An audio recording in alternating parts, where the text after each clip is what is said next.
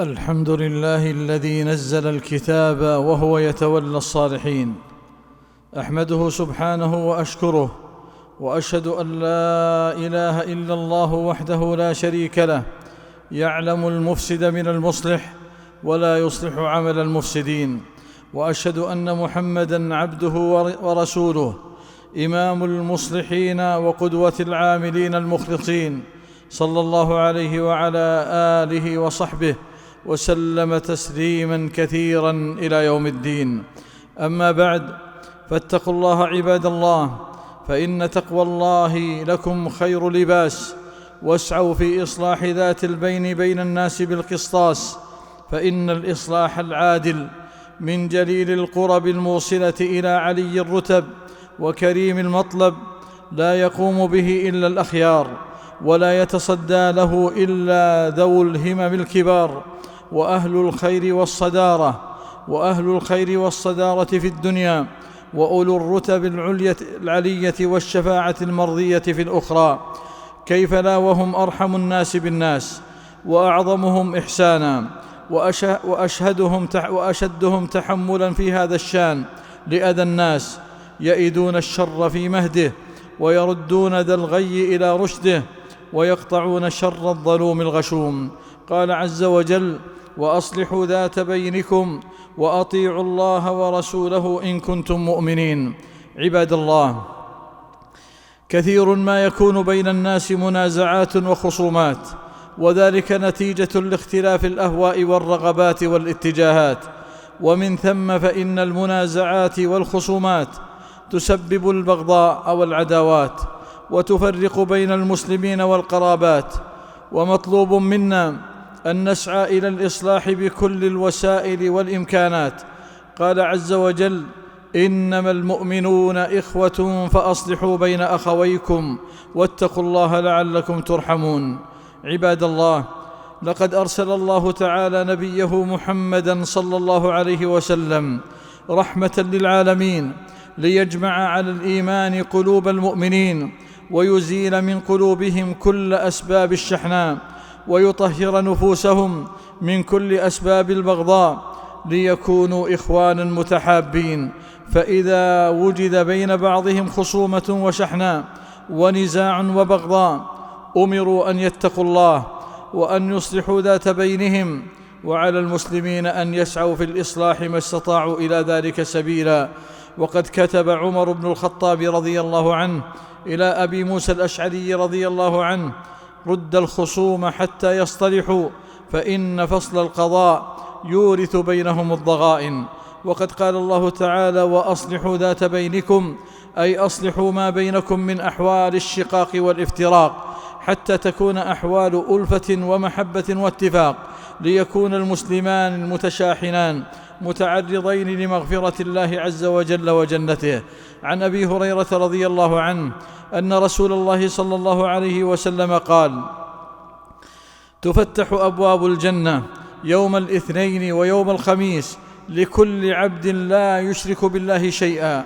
وفي رواية: تعرض الأعمال في كل يوم خميس واثنين، فيغفر الله عز وجل في ذلك لكل عبد لا يشرك بالله شيئا، إلا رجلاً كانت بينه وبين أخيه شحناء، فيقال: أنظروا هذين حتى يصطلحا، أنظروا هذين حتى يصطلحا، أنظروا هذين حتى يصطلحا. رواه مسلم. أيها المسلمون، لقد اهتم الإسلام بإصلاح ذات البين حفاظاً على وحدة المسلمين وعلى سلامة قلوبهم. وإن الإصلاح يعتبر من أعظم وأجل الطاعات وأفضل الصدقات، فالمصلح بين الناس له أجر عظيم وثواب كريم إذا كان يبتغي بذلك مرضاة الله تعالى، فأجره يفوق ما يناله الصائم القائم المشتغل بخاصة نفسه. عن أبي الدرداء رضي الله عنه قال: قال رسول الله صلى الله عليه وسلم: ألا أخبركم بأفضل من درجة الصيام والصلاة والصدقة؟ قالوا: بلى. قال: إصلاح ذات البين، وفساد ذات البين هي الحارقة. رواه أبو داود وغيره. ومعنى الحارقة أي تحرق الدين وعن أبي هريرة رضي الله عنه قال: قال رسول الله صلى الله عليه وسلم: كل سلام من الناس عليه صدقة، كل يوم يعدل بين الناس صدقة. رواه البخاري. وفي رواية لمسلم قال: تعدل بين الاثنين صدقة، وتعين الرجل على دابته فتحمله عليها أو ترفع له عليها متاعه صدقة. قال: والكلمة الطيبة صدقة، وكل خطوة تمشيها إلى الصلاة صدقة، وتميط الأذى عن الطريق صدقة. قوله تعدل بين الاثنين أي تصلح بينهما بالعدل. عباد الله، إن الإصلاح بين الناس تفضل فيه النجوى، وهي السر ودون الجهر والعلانية، ذلك أنه كلما ضاق نطاق الخلاف كان من السهل القضاء عليه، لأن الإنسان يتأذى من نشر مشاكله أمام الناس، فالسعي في الإصلاح يحتاج إلى حكمة، وإلا فإن الساعي أحيانا قد يزيد من شقة الخلاف وحدته. قال تعالى: لا خير في كثير من نجواهم إلا من أمر بصدقة أو معروف أو إصلاح بين الناس، ومن يفعل ذلك ابتغاء مرضات الله فسوف نؤتيه أجرا عظيما. عباد الله، ولأهمية الإصلاح بين الناس رخص فيه الكذب، وذلك إذا كان سبيلا للإصلاح ولا سبيل سواه. عن أم كلثوم بنت عقبة رضي الله عنها أنها سمعت رسول الله صلى الله عليه وسلم يقول: ليس الكذاب الذي يصلح بين الناس فينمي خيرا أو يقول خيرا. رواه البخاري. قال ابن شهاب رحمه الله: ولم أسمع يرخص في شيء مما يقول الناس كذب إلا في ثلاث: الحرب، والإصلاح بين الناس، وحديث الرجل امرأته، وحديث المرأة زوجها.